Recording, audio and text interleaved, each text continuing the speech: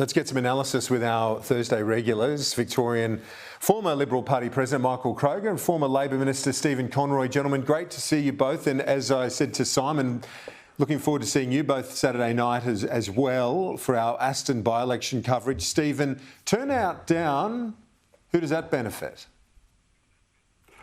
Look, I would have to say that would be disadvantageous to Labor in general. If you look at where you get by-elections around the country, history suggests it's Labor voters that tend not to come out. There's not a lot at stake.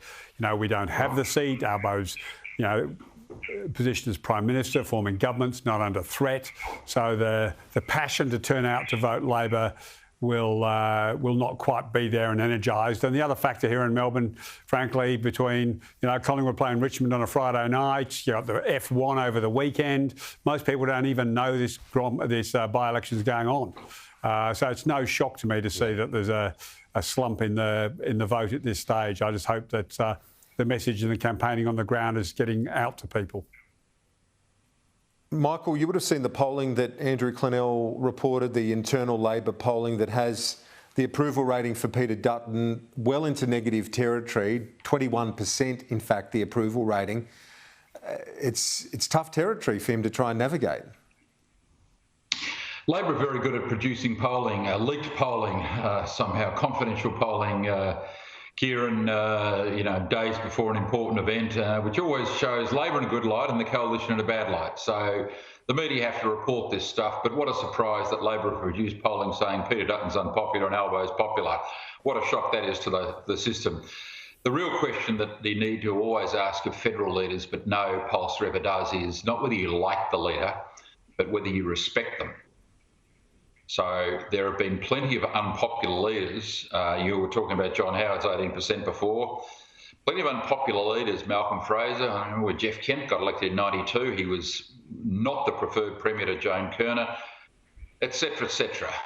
Plenty of likeable people have failed in politics and not won elections. Kim Beazley was one, Andrew Peacock was another, etc., etc. Great people.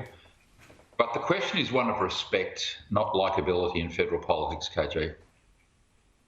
Yeah, no, absolutely get that for sure. And that Howard comparison is 100% right. He had an enormous respect, didn't he, and credibility, and served him so well. Stephen Conroy, what's your read? Do you think Labor will go close? Because one thing that we have seen with Mr Albanese is that because of those low expectations the electorate held of him, he's just consolidated further and further his position since May 21 of last year. Yeah, look, I mean, all the history books suggest 100 years since an opposition lost an opposition seat in a by-election. So it's a big ask for Labor. I think we'll get a swing to us. I don't know it'll be enough for us to win. But, on Michael's point, you don't need Labor polling to tell you what the Liberal Party think. Peter Dutton has been like a mute dummy this week when it comes to doing press conferences, doing questions in Parliament. He's been hiding because the last thing he wants is his face in a newspaper, his face on TV at night on the Melbourne papers and TVs. So he knows that he is if they lose, it's because of him. So he is just absolutely invisible this week. So you don't need Labor polling to tell you that Peter Dutton knows that Peter Dutton is unpopular in the seat of Aston. It's there. What do you say to that, in terms Michael? of his own? Well, of course, Stephen would say that.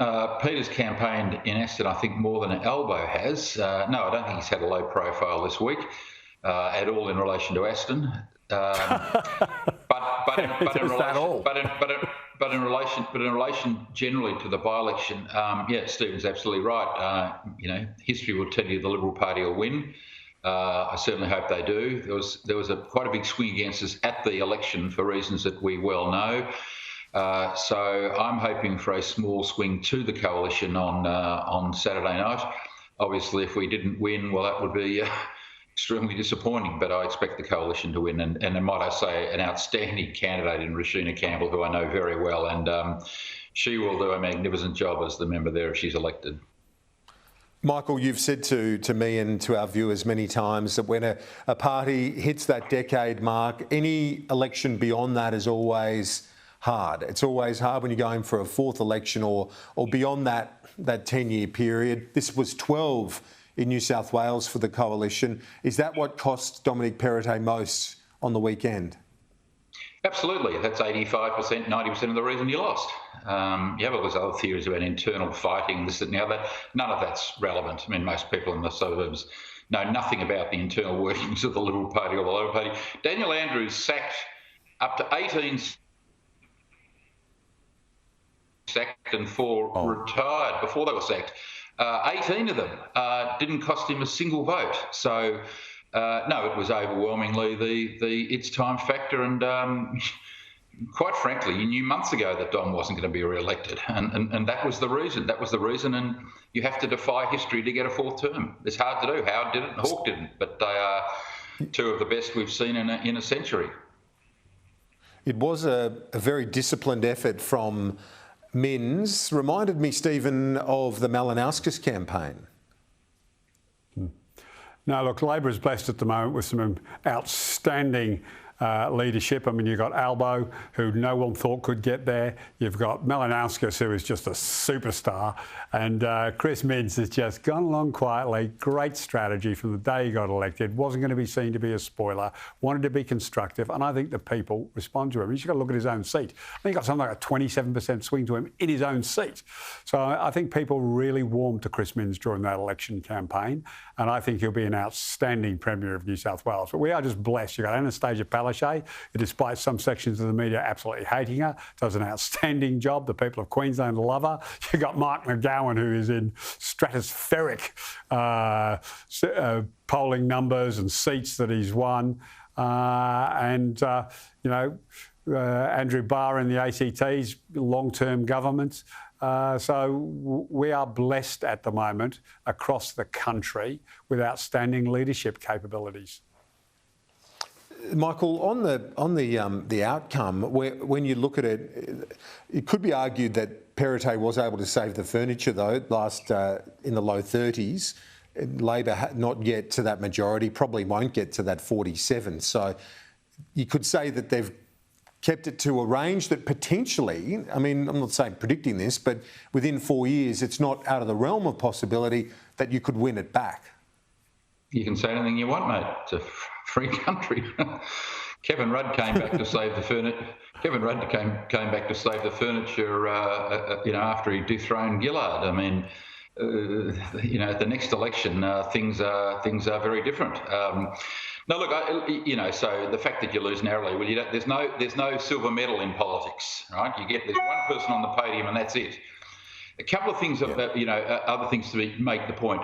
I thought Minns was very clever appearing on Sky News for 18 months. Very hard for state opposition leaders to get any coverage at all. This bloke started appearing on Sky, as has Christofouli in Queensland. And what does that do? People just see you and think, he's a reasonable bloke. He's a reasonable bloke. For a year, people watching Sky and talking about Minns outside New South Wales, inside New South Wales, think, this is a very reasonable bloke. And yes, after 12 years, it's hard for a government to get re-elected. The opposition leader basically just has to stand up. And part of his strategy was obviously appeal to the political class, that he was a man that could stand up. The other point I think I make is about election night is, I think Saturday marked the official passing of the baton from Anthony Green to Tom Connell as Australia's leading psephologist. I thought the Crown, I thought the Sky coverage was brilliant, by the way, but Connell is very conservative. He's very proper. He's very methodical, but he gets the calls right. So at the end of the night, about 11 o'clock, when everyone, Stephen and his mates, were high-fiving what a great victory it was, Anthony Green on the ABC said, very, very confident we've got 47, and they were predicting Labor will get 50 seats. Back on Sky News, Tom Connell was saying, I've only got 45. I only got 45. It's possible, but he said, we won't know till next week. But Tom Connell said, I'm only saying 45. So he did not say that there was a Labor majority. And over at the ABC, Anthony got a bit carried away, as he has over the years, and said they might get up to 50. So, all credit to Tom Connell and Sky for in this business, you've got to get the big calls right. And when you're a psephologist, which means you're more qualified than people like Richo and Stephen and I, You've got to get these things right. So Tom Connell, gold medal performance on Saturday night, and following, by the way. Well, no. Yep. No. On behalf of Tom, thanks. Yeah, well done. Congratulations, Tom. He is absolutely. He is very much across the detail. I can vouch for that. There's no one that I've seen better than him, Stephen. And just finally, are you comfortable with the Daniel Andrews trip to China right now, Stephen? Look, absolutely. I mean, this just shows that Labor can walk and chew gum.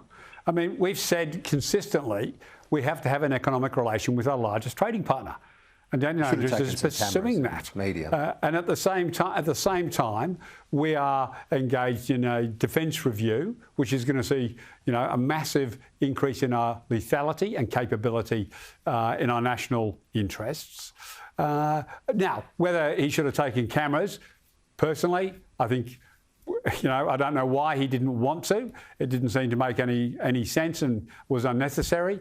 I'm sure that he'll ultimately think he probably should have, just so that he couldn't be accused of many of the things he's now being accused of.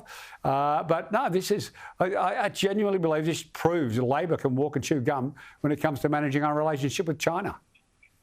Yeah, and for such an effective communicator, which he unequivocally is, I'm sort of flabbergasted by the fact that he wouldn't. It's not like he struggles in front of a camera. Gentlemen, thank you both.